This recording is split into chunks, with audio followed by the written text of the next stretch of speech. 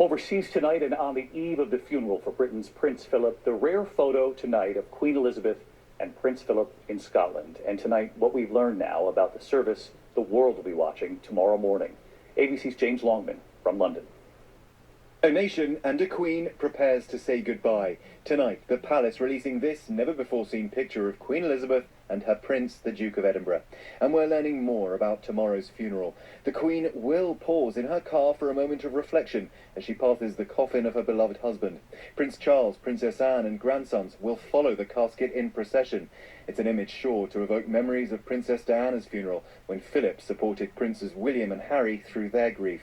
But the brothers will not walk together. Between them, a cousin, Peter Phillips. It's really, I think, quite something that we're not going to see them side by side. The Queen will sit alone in St George's Chapel. The 30 in attendance, including Her Majesty, will wear masks.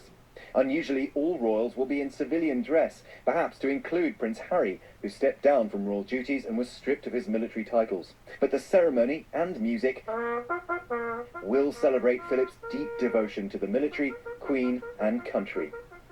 So let's get to James Longman with us tonight from Windsor. James, great to have you with us again tonight. The palace trying to keep a focus on Prince Philip, but of course, here in the U.S. and really around the world, a lot of focus on Princes William and Harry. And the question many are probably asking is why not just walk together to put what we've seen aside?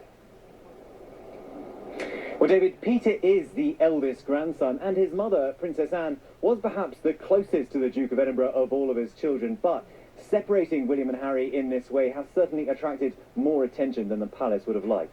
David? James Longman, we'll see you first thing in the morning, 9:30 a.m. Eastern, for our coverage of the Funny tonight, Prince Philip and the Land Rover he helped design for his final journey. The words being played all over again.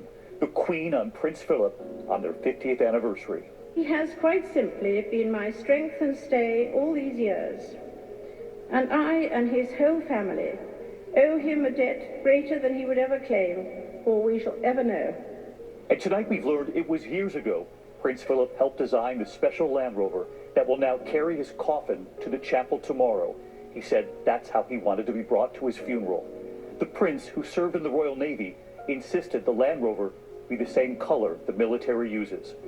And tonight, Prince Philip, in his own words, when asked about his legacy.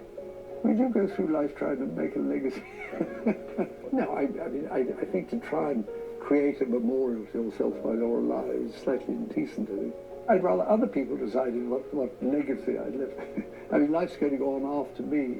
If I can make life marginally more tolerable for people who come afterwards or even at the time, I'd be delighted. And we'll be here 9:30 Eastern tomorrow morning for the funeral. We hope you'll have your coffee with us.